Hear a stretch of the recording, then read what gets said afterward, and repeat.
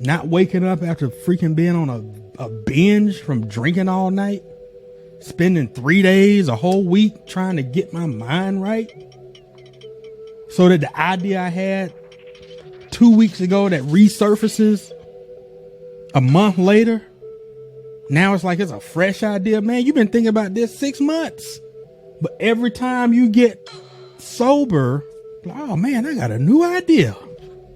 Look in this damn journal, boy. I done wrote this damn thing 3 times in the last 6 months. Come on, man. When is enough enough?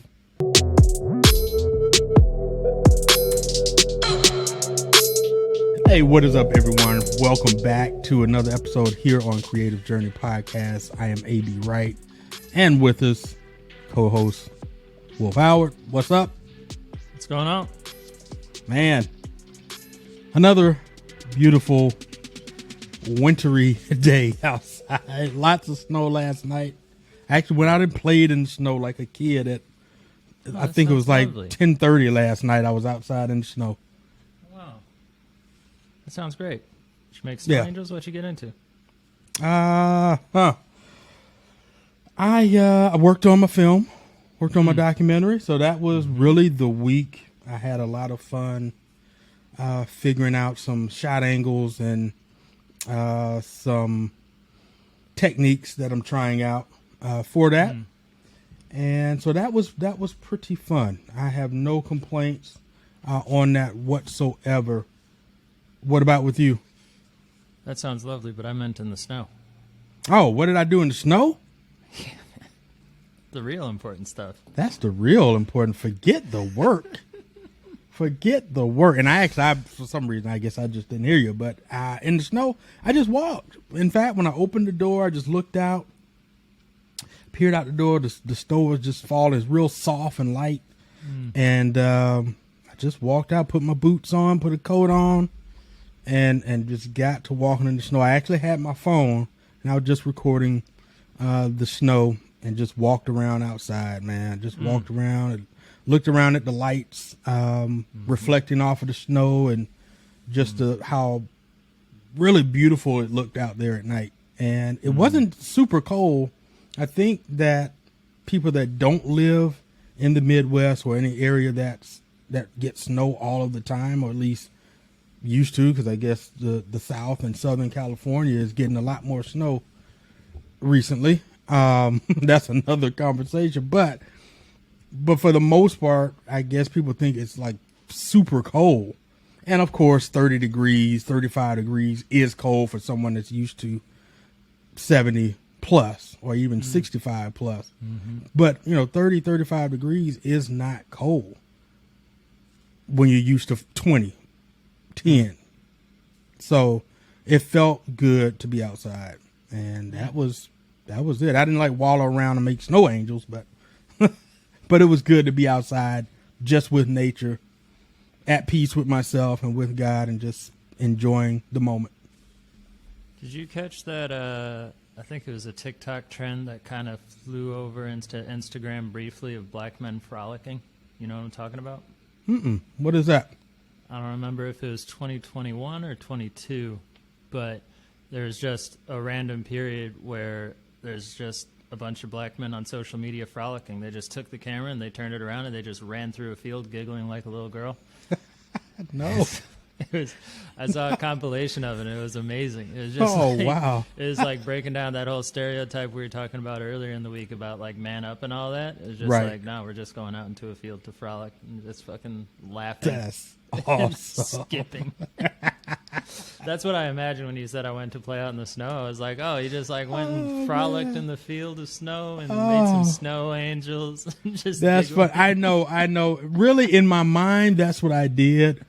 But really, just to really take my phone and just kind of capture the snowflakes the way I wanted to. I had a certain, to get all technical here, but I just had my settings set to where I could really slow it down and just really see and take in the dynamics of the snowfall and the lights in the background and this dark sky, and just see how beautiful that moment was. And of course, I I actually didn't have the camera going the entire time. But that was just a brief moment. But then when I put the camera down, it just was just like, wow, this is amazing. 10 o'clock at night lately, I'm in the bed trying to go to sleep. Mm-hmm. So I felt like it was midnight, 1 o'clock in the morning for me to be out in the snow. So it was good, though. It was good. That's refreshing. Lovely. Question for you. How do you stay present when you got your camera on you? We may have talked about this in the Lost episode, or if this was a few ago, I don't remember. One of my struggles is always like, I want to capture stuff while I'm out there. I have a romantic vision of like documenting all these different places and cultures and things that happen. But then I always put my camera aside because I want to be present. I haven't found that balance between being able to capture something organic while still staying in the moment and really enjoying it. And I always default to, let me stay in the moment more than the camera, because ultimately I only get one shot at this. I'm just curious how you think about that when you're out in the field recording or opportunities come up. What's crossing my mind right now is the summers of going to car events and recording and not putting the camera down to not miss anything. And then the hours that would go into watching the footage to find the moments that I'm actually going to use to tell the story. And for anyone that is not in, filmmaking or video production, it's more than just recording and putting some music to it and posting it.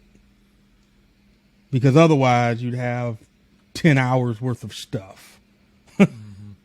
It just takes the work to find that thing that's there. And I'm not going to say that recording for an extended period of time wasn't good.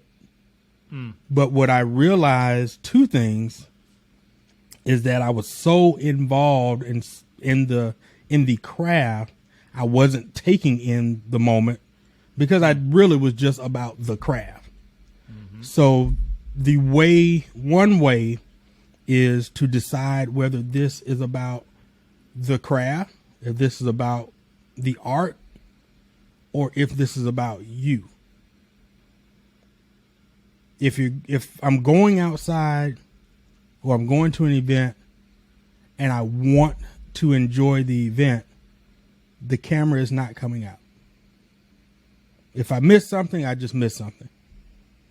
But that's the lesson learned from the couple of years of doing it, where I recorded everything and had hours of stuff to watch. So it's twofold. You miss being in the moment. You miss remembering what happened. But then you give yourself so much more work to find the diamond in the rough. I'm going to go somewhere with that here in just a second, too. The second part is, if you're going to work, then work. Just realize that you're working. And if it's something that you missed, then be okay with it. I'm okay with it. Now, if I'm somewhere getting content for a specific reason, if I miss the magical moment, it's almost like working, I'd say working at a restaurant when I was in the food industry. If I'm there working, serving, I'm trying to make money so that when I'm on the other side of that, I'm out with my friends and my family, I can actually enjoy it. So I'm not going to try to spend my time being buddy, friend, trying to enjoy you out having a good time. I'm trying to make money. I'm trying to take care of my stuff. So you have to separate the two. You separate the two.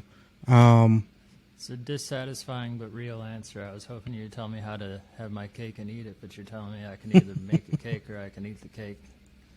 Well, I will say it. So real with me, Avi. I'll say it. Here's the number two part. There's a hybrid to it. So there is a hybrid. You can have your cake and eat it too. But you have to decide what's that golden moment. So my first steps last night, going outside with my camera rolling, opening the door and looking at the ground, going up to the sky, seeing the snowfall, capturing the snowfall against, being backlit against the backlit by the street lights, that was kind of that moment I wanted to capture on the phone. And I got that. After that, phone was put away. It was just me and nature at that point. You had a vision, you got the vision, and then you said, all right, now it's time to be. Now it's time for me to just enjoy. So there is a way to have your cake and eat it too. But that it comes with practice though. Yeah, I like that. This is a nice segue into our topic for today, I think. The sense of balance, the sense of I'm here to make my money on one day, and then the other day it's here to live my own purposeful life. It can't be completely separated, right? But finding that balance and building the fundamentals is crucial. Creating space for you to be able to operate at your highest level, I suppose. I'd love to hear a little bit more about what brought this to mind for you and what points you wanted to touch on today. Being on this journey over the past few years, at least this aspect of filmmaking and videography, there came a component with that was pretty much my health, mental and physical. You and I have talked about it. I am going on 3 years now of sobriety, and that was not cold turkey. That was years of trying to do that and stop smoking. Because when I would drink, I would smoke. If I smoked, I would drink. So they were hand in hand. I feel that. And another aspect of that sobriety journey, or another aspect in the early parts of the sobriety journey, as in the first year or so, being around family and going to certain events and doing some of the things that I was doing, I had to completely cut out. Now that part was cold turkey, which made the sobriety possibly seem like it was cold turkey to family and friends. But it was a decision that was necessary for me to get clarity, for me to start the healing process, to have a healthier lifestyle, and to build on the businesses and build on the brands and build on the connections and build on everything that's coming with Creative Journey, coming with the film production companies. And again, that came with, letting some things go, not just people, but letting some things go. But people in general are not going to understand wholly what is going on and wholly the things that are detrimental to what makes you a better version of you. And once I made the decision that there was nothing going to bring me around, and let me say this clearly, this doesn't mean that they are necessarily bad for you. Right. Just what is the actions is what's bad. There are times that the person is bad, but this wasn't necessarily the case for me. It was just the things that we were used to doing, I could no longer do. And I had to separate myself. No matter how many times they asked me to come to family get-togethers, cookouts, Super Bowls, Thanksgiving, all these different things. And not saying I didn't eventually start back to going to Thanksgiving, but the parties and the stuff that was just happening impromptu, no, couldn't do it. I've got to focus on other things. And they were more important. So basically, once I made that very important to me, those were the things I cut out. And I didn't look back. I didn't apologize for it. It's just what I had to do. And what brought this conversation up today is, we have had a conversation with someone that's going through that. And it was, I could see it we could see it. We could see it. The emotions were there, and you couldn't hide that. And I felt so bad that they had not made their mind up to just make the decision and stick by the decision regardless of what's said. Because guess what? At the end of the day, whether you make the decision or not, everybody's not going to agree with you. So what matters to you most? I'll just say this. I'm an Apple user. I hadn't always been, but I've always known that Apple was the thing for me. There's plenty of people that can't stand Apple. Guess what? I like stuff that is simple, not overly complex. I don't need it to do 5 million different things and be super customizable. Security is my thing. Simplicity is my thing. And the ecosystem is my thing. The phone talking to the Mac, Mac talking to the iPad, to the Apple Watch, all the stuff. That works for me. If I wanted Android, same thing. Those that have Apple would tell me, get Apple. I'm not going to talk to you. I say it sometimes too. Hey man, get Apple. Make it easier for us. I can transfer videos, all sorts of stuff. Get that green bubble out of here. Yeah, get that green bubble out. But I'll just say this. I digress. I love it when people do that. I love that. Yeah. So I digress. Yeah. I was just making a point. It doesn't matter what it is. Everybody is not going to like your decision. Everyone is not going to support the decision. But there are going to be some that understand it and will, and you will find them. It'll be whatever that, it'll be a lonely journey for a certain period of time, but those that are supposed to be around you, are supposed to be in your circle, will be in your circle. But, that's what it was. I felt bad for them, and just was like, man, when they make that decision to just do it, they can progress, because they just was having a tough time with their business and content and lots of questions, lots of ideas, but couldn't spend time doing one because you had family draining their energy. Yeah, and it sounds like what we're really talking about is the conflict between societal pressures and who we strive to be, in a way, right? And I like that. Societal as big as society at large, as well as your direct family, your family relatives, the people you spend time with. I'm thinking back, I just had a conversation with my buddy Tommy where we were talking about how it's fascinating and kind of beautiful, the people that fall away over time and the people you decide to keep, and how your circles change as you change. And how much who you spend your time with and their energy is indicative of the way your life is going right now.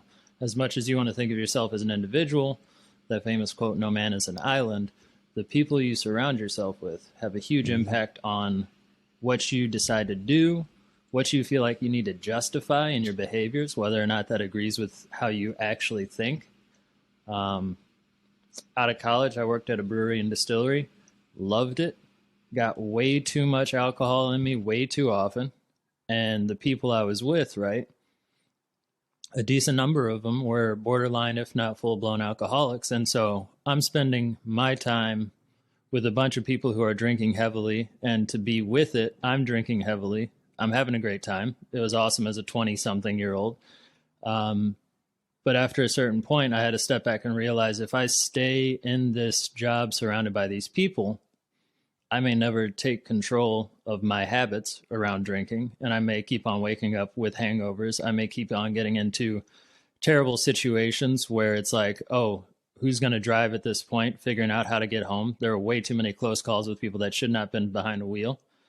It's like, until you're able to make the tough decision of stepping away from what's comfortable and familiar right now to surround yourself with better people, better societal influences, it's nearly impossible to change anything that's really meaningful to you.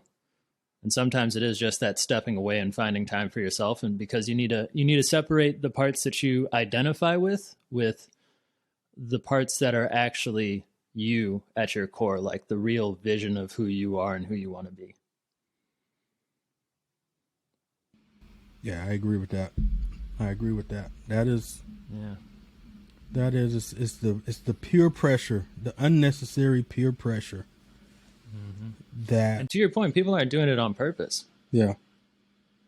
Go ahead. Yeah. Sorry. No, you're right. And when I say the unnecessary peer pressure, that's exactly where I was getting ready to direct that, is that you perceive that they want you to do.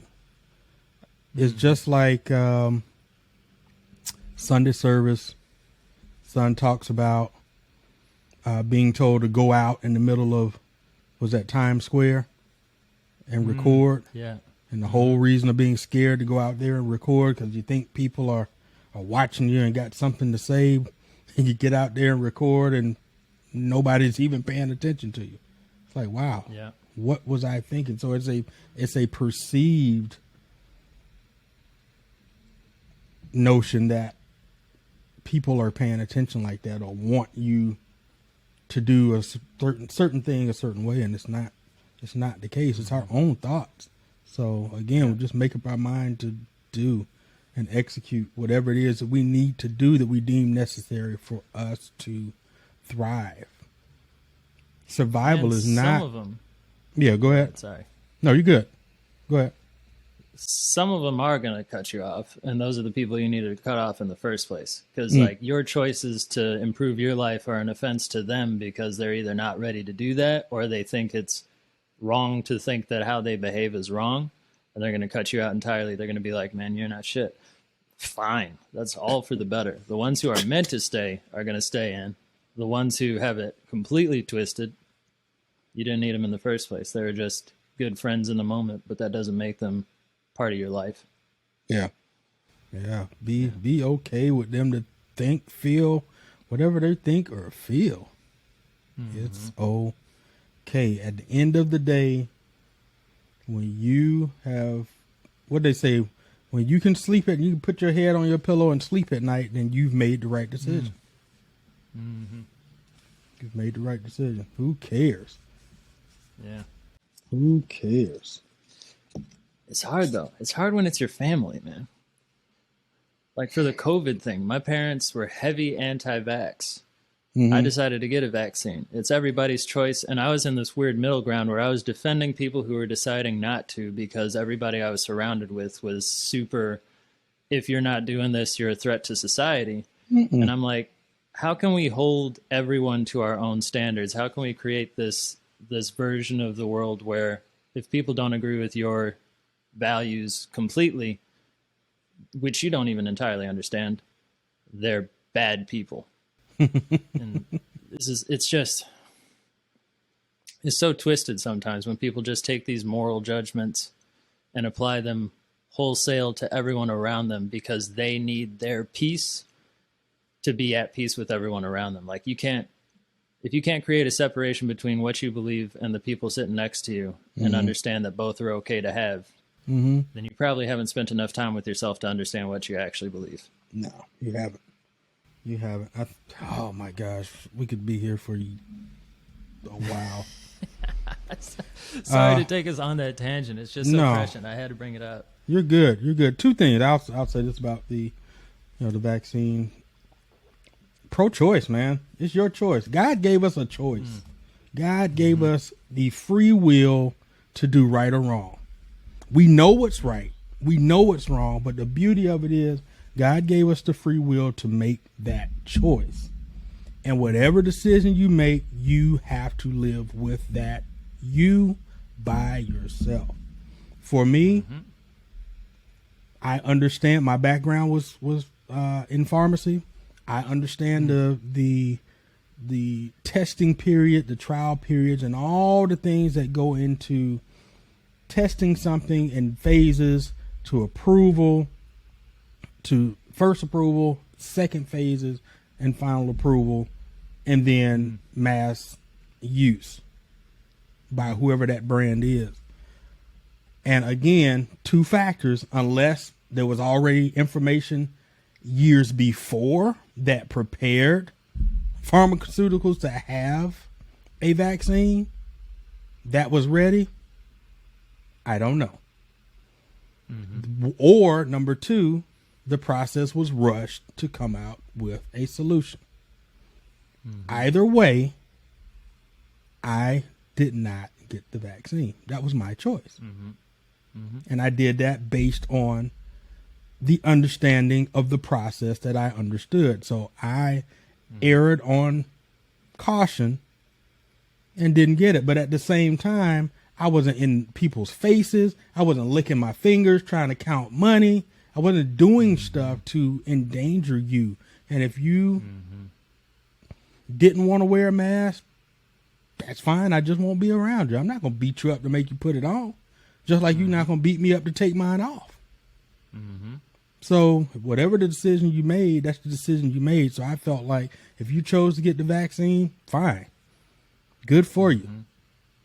I'm glad you were confident enough to take it. That doesn't make me any less of a human being than you. And if you decide not to take it, good on you. That's a decision you made based on whatever information that you had at hand. So I just hope people made informed decisions, and we know the answer to that. So, but yeah, won't. And the relevance there, and I got lost in it because this is such an easy topic to get lost in. It is. My dad, as a heavy anti-vax person, when I got vaccinated, I felt like I was not going to be able to tell him. He's saying stuff all the time about like these people are idiots. They're killing people. There's all this judgment around anybody who does that sort of thing. So like I had to make a personal decision at odds with my father who, I mean, just to give context to that, I told one of my old friends I disagreed with him on something once, and they were like, really? Because like we've just always been so tight. Like in a lot of ways, I'm a mirror image of him, except as I've gotten older, I keep on coming more and more into my own, where I'm like getting more in touch with my personal side, emotional side, stuff that I was raised never to touch on. And the vaccine is just one of many small decisions where I am breaking from a mold that was set for me to make my own personal choices, right? And it's like, there's a bravery to it, I guess. I don't know if bravery is the right word, but it's like, it's never a wholesale split from who you surround yourself with and the way you decide to act. It's like piece by piece. It's certain things come up that you have to make a tough decision about, and you act in accordance with your own beliefs. And every time you do that, it gets a little bit easier to do it again when the next thing comes up. So like being able to separate from family in a healthy way is not something where you just cut your whole family off one day. That might be part of your process, is to give yourself a week away from folks, whatever. But it's not, there's no wholesale, I'm a different person today. It's piece by piece. It's as these things come up, how am I going to assert myself as my individual self, not as what I imagine others expect of me. And it gets easier every time you do it, I think. Yeah, it does. It does. It does. Everything in repetitions becomes more and more natural, more and more easier to do. Yeah. It does. It does. Huh. I am grateful again to be where I am. I'm not where I want to be wholly, but it's a journey, right? It's a journey, and I'm enjoying every moment, every day along this journey. But I'm grateful to be in a place where I am today that I was praying to be in 10 years ago. I actually looked in my journal back in 2008. I can't remember where it is now, but I saw it in the last couple of years, probably 3 or 4 years ago. It was from 2008. I was in Okinawa, Japan, and I saw in the journal where I had wrote, promising to God I was going to quit drinking and smoking. There was a reason. There was something that I needed to do to get clear-minded and healthy to be able to do. And I knew it was more than baseball. Baseball was still, at that time, the priority. When am I getting out of the military to pursue baseball in whatever magnitude that was? And that's what I thought it was. And it wasn't even that. It was, doing something like this, sharing that and trying to make that a lot easier for someone else to do. And again, I'm just 3 years into this aspect of the journey. And now it's about is meal prep. It's food. That's the big part now. And again, that's not something, this wouldn't be the first time that I've, have tried cutting out meat, not going fully vegan, but going vegetarian and just eating fish and chicken if I eat that, but for the most part, just fish and just seafood. But just plant-based diets and things like that. And then I realized a lot of that stuff was still processed. So I'm getting away from the processed portion. So even in these last 3 years of the healthy lifestyle is a huge part of that journey now. But all of it is to sustain making decisions that are good for me. My wife, she's not eating every single thing that I'm eating. She's still eating things that she likes, and I'm not casting any judgment on that. I just made breakfast this morning. I didn't eat grits. And I think that's about the only thing that was there that I did not eat. I made my omelet. I used fresh spinach, fresh veggies, avocado. We had bacon. And I'm not opposed. Hey, I'm gonna tell you now, I'm not opposed to eating some bacon. I like bacon. I didn't have it all week, so I had me a couple of slices of bacon. But I don't do sausage. I don't do the processed stuff. So that's what I've been cutting out of my diet. So things are working. I've dropped weight. I've dropped a size or two. Things are working. My energy is back. I think that's what we talked about in the last episode that we couldn't publish because of audio issues. The lost episode, right. Drinking water gave me more, and I had so much energy I couldn't sleep. That's probably what happened last night. I had so much energy just from upping my intake to 3.5 liters of water from not being able to finish one bottle a day for I don't know how long. This one bottle I take sips, it would sit here the entire day. At the end of the day, I'm like, oh shoot, I didn't drink that much water. And then I finished. That's the most I'm drinking. So, it just changes, but all, pulling that back in, my wife hasn't made that decision. I'm not beating her over the head about, oh, you got to do what I'm doing. No, I've made the decision that's right for me. And in me doing so, I hope that she does take note and does want to change.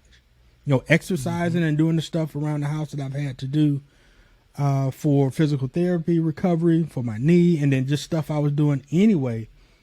She's starting to do that now. And it's just because of the repetitions, the growth, and the decision to make the decision for me that I know is good for me. Is not harming anybody else. It's not harming anybody else. And if they perceive it to be harming them, then shame on them. But you have to make your decision for you. And again, they'll either come around, or the right people that need to come around will, as they separate from you. You won't even have to push them away necessarily. They'll separate themselves out. There's some you are going to have to just totally push away. But they'll separate themselves out. They'll separate themselves out. Yep. Yeah. It's funny because I go back to, so I'm on a 2-month break from alcohol. I have not decided I'm going to be off alcohol forever, but I decided to take 2 months because I heard in a study, this was also discussed on the last episode, in a study that 2 to 6 months of being without alcohol, if you are drinking more than 2 drinks a week, can return to your brain a section that gets damaged as far as your ability to exhibit self-control over the little things, right? So I'm doing this experiment with myself to say, all right, what does it feel like 2 months of not drinking? Do I miss it? Am I operating differently in my brain? What do I lose? What do I gain? Right? It's an experiment. And this reminds me of a cool graphic I saw recently that it was like on the y-axis going up and down, it's like the way you think. And at the bottom is a zealot, a person who basically will not change their beliefs no matter what evidence you present to them. And at the top is a scientist, a person who says, if you present good points, I may change what I believe. And then on the x-axis, there's like how authoritarian you are. So like all the way over to the far right bottom is like a dictator. They didn't have anything in the top right at scientist. I don't know why. I imagine that would be something like Gandhi, someone who just is open to everything, or a thought niche, you know, like the big thinkers who express wisdom in such a way that it encourages you to think about yourself as well as the points they're making, because they're not really making points. They're exposing you to, I guess, just truths in a way that can be interpreted based on whatever you need.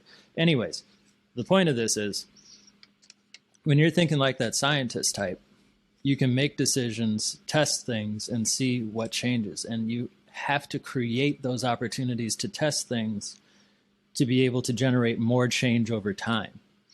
If you're unwilling to shift your beliefs in any way, shape, or form, if everything in your head is just, this is who I am, you can't create that separation where by testing something for a week, you get to feel what it's like maybe without social media, or what it's like without alcohol. And at the end of that week, you can assess and say, well, my brain feels clear. I feel more creative or less creative, whatever it is.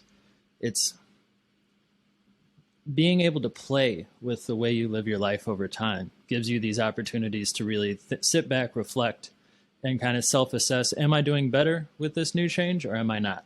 What can I change more now? Where are the tweaks I can make? And then another thing that comes to mind, my friend, so as I jump on this journey of being alcohol-free for 2 months, I keep on hearing from people who have either cut alcohol out of their lives or have been on a similar journey. It's like that recency bias or whatever. You want to buy a Toyota, so you see a Toyota everywhere on the road. I keep on hearing these opportunities. And one of my coworkers mentioned, she said, sometimes when you mention that you're not drinking, people get defensive, as if the choice you've made for yourself is supposed to be a choice for them. So she was at a party and she said, well, I'm not drinking anymore. And the person she's speaking to responds by saying, well, drinking is fine. I drink healthily all the time. I have no problems. It's great to have a glass of wine every day, right? So it's like they start creating this justification for how they behave because the choice you've made challenges what they believe. And that's the zealot mentality, where you hear something contrary and you immediately go on the defensive. You go into lawyer mode. Well, this can't be true because some study somewhere said drinking a bottle of wine every day makes you more likely to live a longer life in France or something. You know, it's like, right. It's important to try and move into that scientific mindset of what are the variables I can play with in my life to find a better, more healthy sense of myself. And once I play with those variables, let me sit back and assess, was my hypothesis correct? Yes, no. What else can I try? Does this really matter to me at this point? Or is there something, am I completely off the trail and I need to try something different? Yeah, that's just a blast of thoughts that came up as you were discussing what you were talking about there. No, that's good. That's good. The zealot, say that again, zealot? Yeah, the zealot and the scientist. Zealot and the scientist. That's good. That's good. Wow. Yeah, I can say as far as the sobriety journey, it happened twice with the family. And the first time was the first time was after I got out. And that year I went right into playing baseball. I was playing in 2 leagues. One was in the Chicago area. One was up here in the Milwaukee area. And I traveled and played ball. And that was another period where when I stopped drinking, because I still would go to events, parties or whatever the case was, and I wouldn't drink. And at that point, it was just, no, I'm playing ball, I'm working out, I don't need it, I'm good. So it seems like I didn't get a whole lot of pushback from that then. Mm-hmm. I still would get the occasional, oh man, just come on, take a shot and celebrate. You know, it's such and such birthday. I'm like, nah, I'm good. I don't want it at all. I don't care what the reason is. I don't want it. And then the final time of actually being and abstaining from alcohol, it still didn't happen as much, but it would happen. And see, that's the thing. That's the thing. I'll say this. The person that's making the change is often, I won't say always, I'm sorry, I won't say always. But it seems like I always hear the stories, though. Somebody does it. So maybe not everybody.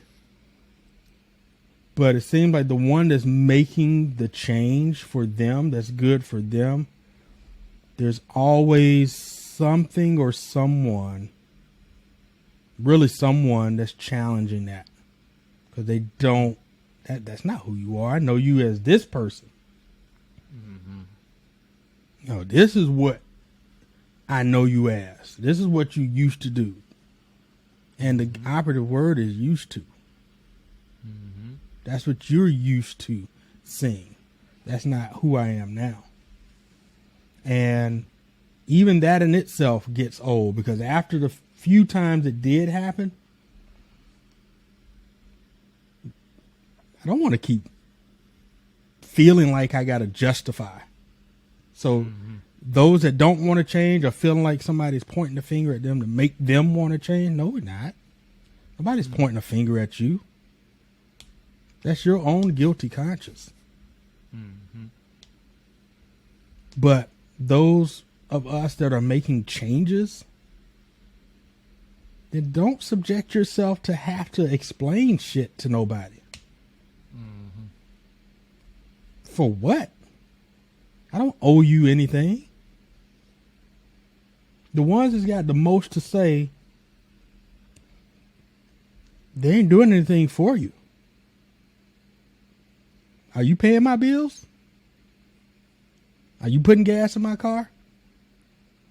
Are you buying me the food that I need to sustain a healthy nutrition day in and day out? Are you buying my water? Are you buying me cases of water? What are you doing for me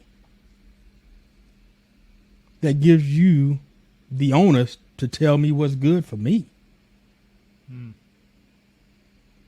Make that shit make sense. It don't. So why am I going to continue to put myself around you? For work? Oh, I can figure this out too. You think work is the reason? Oh, I got plenty of ways to get away from folks at work. You don't have to go to the party. You don't have to spend lunch in the break room. You know what I started doing to get away from them folks that I didn't want to be around at lunchtime? I'd bring my lunch. I didn't buy stuff. I would bring my own lunch, warm it up, head to my car, go drive by the pier. Spend time by myself. Those were the kind of posts I would post during those last couple of years in the military. I would post that. I posted in my stories, I am by myself. Y'all need to get some time by yourself. Stop being around folks asking you questions about decisions you making, trying to challenge what you're doing.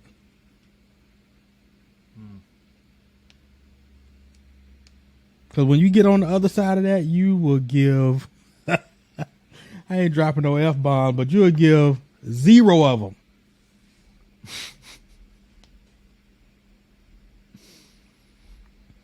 I'm speaking to you from a place of conviction right now, because I'm tired of people dealing with shit because they deal with it. Stop dealing with it. Make the decision and stick with your decision.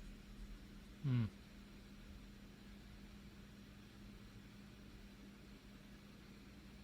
don't want to hear no sad stories. I don't want to hear no cop-outs for no reasons. I would tolerate that if I was still doing that. Oh man, bring it in. You know, I understand. Just figure it out, bro. Just, you know, it's going to take some time. Look, the only thing that's going to take time is to push through when you make your decision to push through. That's what take time.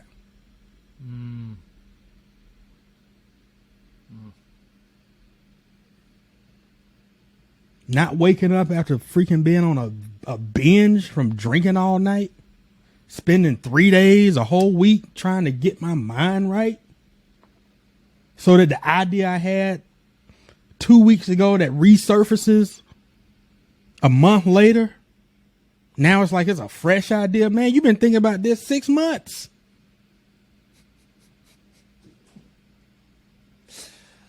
But every time you get sober,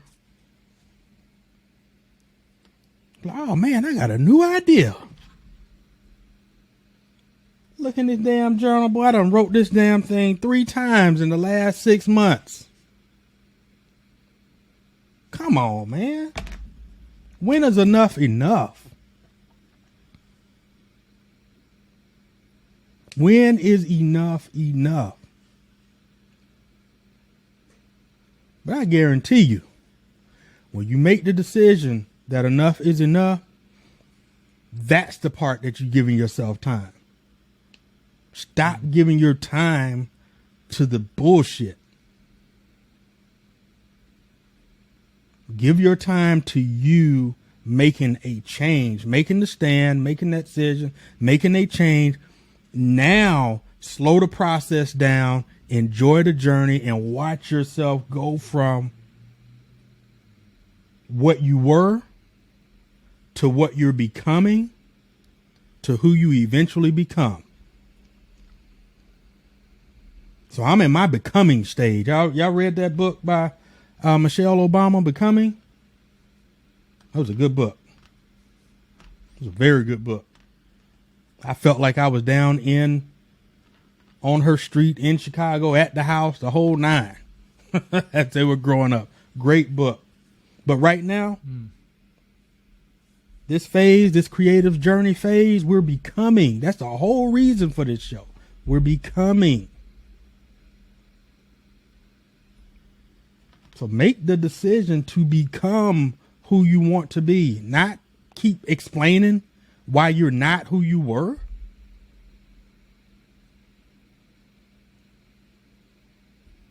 Too easy. Too easy. Only after you make the decision. I'm done. I'm off the soapbox, man. I'm laughing, especially because that bit about having the same idea 3 weeks in a row, that's the realest shit I've heard in a long time. Because it's like when you have those moments where you just went too hard on one night, it starts to cut your brain off for days at a time. And then you had this great idea in that moment of exuberance with people at the party, and you can't execute on it for 3 days. And then at the end of the 4th day, you have the new idea again, but then there's a new party, whatever it might be. That's a vicious cycle. And I think it's easy to get scared that without that influence, be it a person in your life or alcohol, weed, whatever it is, without that influence, you're not going to have the good ideas anymore. It's like, oh, but I have these ideas because of this thing, this substance, this person that I keep around. And that's just certainly not the case. The ideas are still showing up. That addiction to the sense that you need to be in a different brain state in order to have creative thoughts, that's just a sign that you're in a different brain state way too often, because those creative thoughts are coming no matter what. If you're a creative person, you're going to have creative thoughts. You can't turn that part off. In fact, you might find you open it back up, because when you're the most creative, you're probably 3 years old and you didn't have anything in your brain except an excitement about life and the newness that you get to experience every day. You do not need weed, drugs, or anybody, any specific community to get in touch with that creativity. And people just don't talk about that. That, like, you spend days feeling shitty. It's terrible, man. I think when we're young, we think people are making it up, because when you're 21, you can get away with it. And every day you wake up and it's like, oh, it's a few hours. And then by the time you hit 30, it's days. And it's like, it's lingering even. You don't even feel the real hangover anymore. If you go back to drinking too soon, you don't recognize it. If you gave yourself a week, by that fourth or fifth day, you're in a completely different brain state than you were perhaps the last 10 to 15 years of your life, however long it's been. Yeah. It's wild.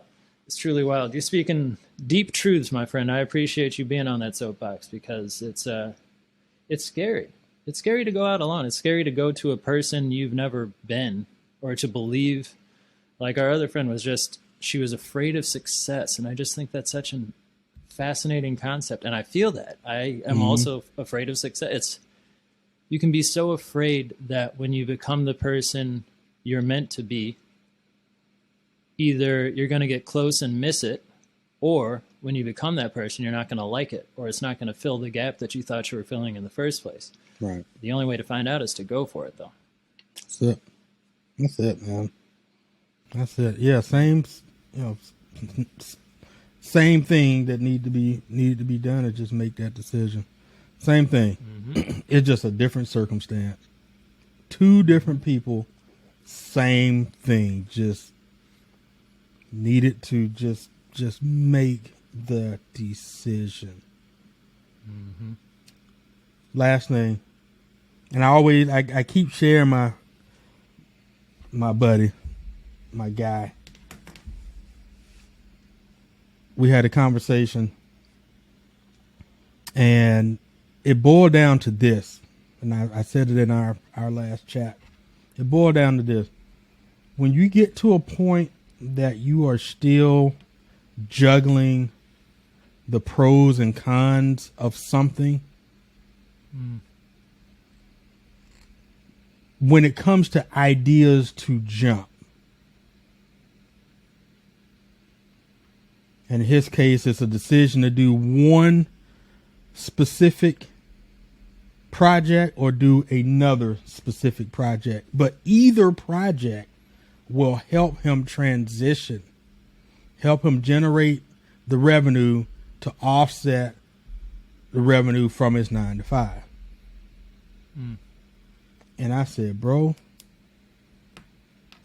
I'm not gonna lie, I got sick and tired. I was like, bro, I don't want to hear nothing about neither one. I had already given, what I would do in this particular situation, just based on what I actually would do, how I weighed it out, and why and how I came to that decision.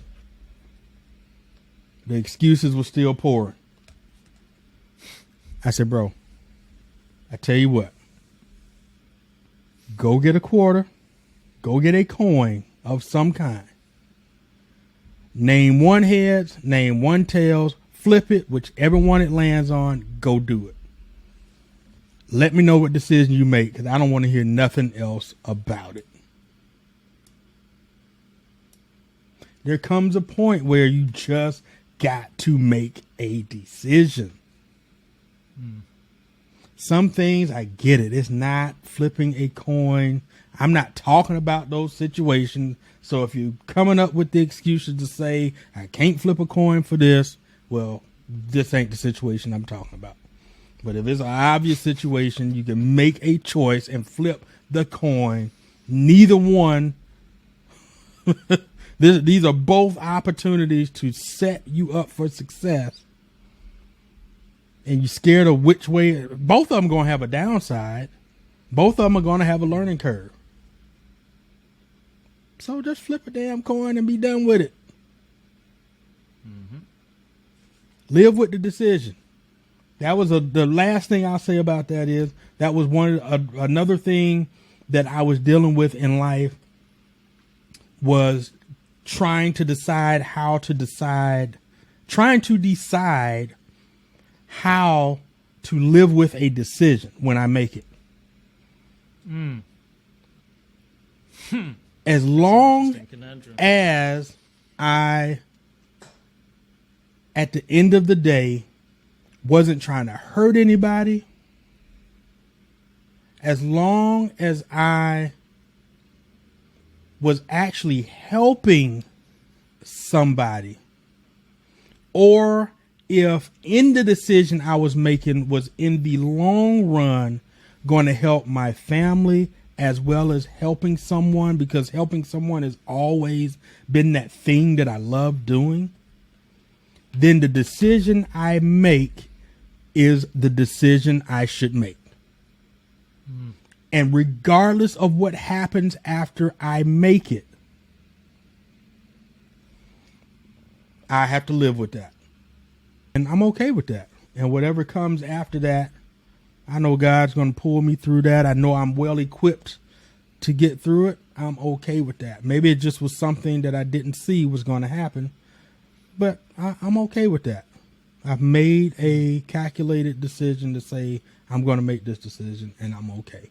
But that, again, that came with time and practice and repetitions of having to make the difficult decision of not going with the crowd, not going with what was the norm. This is the normal decision. Now I'm going against that.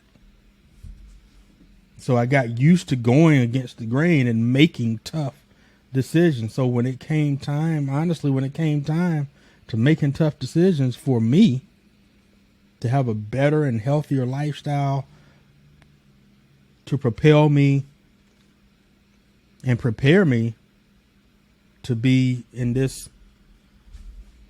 becoming phase today, then that came with having to do it. That was repetition. It was not overnight. I think there was a crucial aspect in there that was unspoken but clear to me was faith. If you want to stand out, you're going to have faith. Otherwise, you're going to be... I mean, if you don't want to stand out, you don't need it. Keep doing whatever you're doing, you'll be fine. But if you're trying to be different in any real kind of way, there's going to be a moment of faith where you say, I'm making this decision. Whatever comes next, we'll figure it out. Right. Yeah. Man, that was good. I appreciate you, man. Me I too. appreciate you. I didn't know I was going to go there, but Hey. trying to find my lane, man. I got to find my lane. You're in your lane. We're all in our lane. Yeah. The question is, do you want to keep driving that road? You want to go somewhere different? Oh, yeah. I'm right here. Whose path are you following? Whose directions have you been given, or are you making your own? And it is very clear you are making your own at this point. You're writing your own path, and it's a beautiful thing, man. It's beautiful. Well, God is good. He gets the glory. I'm just grateful to be.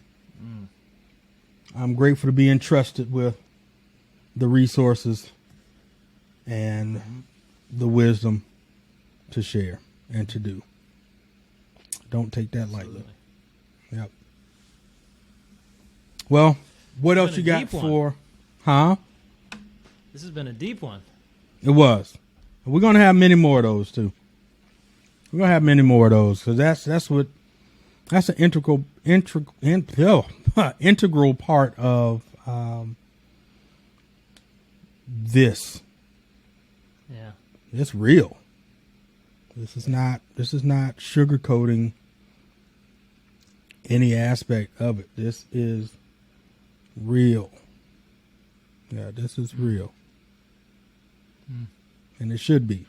So what else you got for me? You got what do you have coming up for today? Anything else today, or are you closing out your week? I had my first guest on my personal podcast. I got to cut that together and get that released. Had my buddy Tommy Wisdom on. We were talking about designing your life and brand strategy, really occupying a space that you want to occupy in other people's minds. It was a really good conversation. So I got to get that lightly edited because respect to videographers and editors such as yourself, I do not have the patience. I will be cutting maybe 5 seconds out where the screen froze, and otherwise that is au naturel. Because fair enough. I just don't have the time for that. So getting that episode released, and then I'm still working on getting my offer nailed down. People keep on giving me amazing feedback on the value I bring, and I struggle to put that into a concise statement of here's how I can market myself, or here's this service offering I can do on a regular basis without fail, where I'm living in my zone of genius. So I'm working on that today. Okay. Well, I'm going to edit this. I'm going to edit this and put it out. what I've decided to do is at least the audio portion. So once I go in and do the edit, put in the intro, outro, and all that stuff, whatever music theme, that really doesn't take too long. After I rewatch, part of it is just rewatching, finding the stuff that maybe there was a glitch here or there, or the audio dropped out or something weird. And once I go through, spend that hour doing that, then I'll finish adding the intro and whatever else. And at least the audio will go up same day. So audio is going to go up every Saturday, or every whatever day there is an episode, and then the video will come out. Probably I'll have time to, if I want to add any B-roll of anything, then I'll give myself a couple of days to do that, and then also clip. I'm going to start doing the clips, reels, and all that in the edit that day, or the day that I'm doing the video, the day that I'm I'm clipping out the video. So, I just want to streamline this process a lot more. And oftentimes after we get off the call, a lot of that stuff is still heightened. A lot of that information is still heightened. The energy is still heightened. So let me just take advantage of it. And that's just part of the day.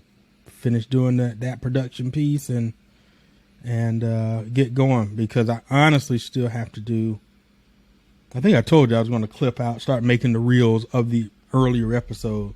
I just wanted to give time for us to get some stuff recorded. And now as I start putting the reels and stuff out, and now that the marketing piece is doing its thing, people have episodes to watch. Don't be afraid to make me look good, my friend.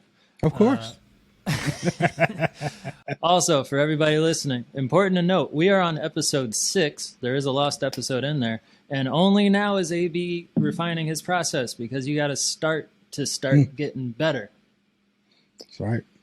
That's right. We didn't have a perfect process to start. This is all just off the cuff, and we're figuring it out as we go, and we're getting better every time. Start to get started. That's it. Yeah. You figure it out along the way. You figure it out along the way. Yeah. Yeah, this is going to be my last thing, and you just made me think of something that I've been trying to remember before.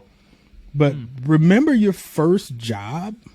And maybe not the first job, but just, do you remember first getting on or getting hired for a job that you didn't necessarily know everything there was about the job?